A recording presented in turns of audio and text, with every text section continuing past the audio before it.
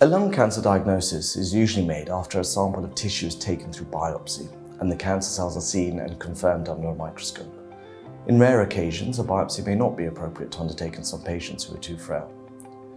There are a number of ways to take a tissue biopsy, but the key points to really bear in mind when taking one is to make sure that we achieve a successful biopsy, that we have enough tissue to undertake all the tests, including the new molecular testing, to go for a biopsy which causes the least harm to the patient, with the least risks, but that at the same time gives us the most information with regards to the staging and how far the cancer may have spread.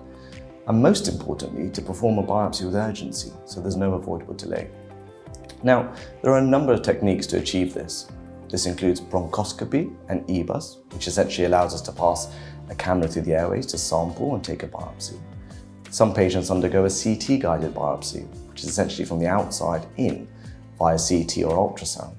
Some patients need a surgical lung biopsy, and other patients need drainage of the fluid which accumulates around the lung to assess for the presence of cancer cells.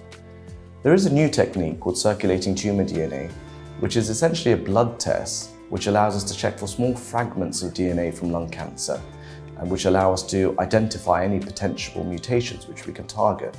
This doesn't give a diagnosis in itself, but may aid and speed up the patient's diagnosis. Which approach clinicians decide to take for a biopsy depends on a number of factors, including the size of the cancer, where it sits in the lungs, where it may have spread to, as well as what the patient's fitness and wishes are.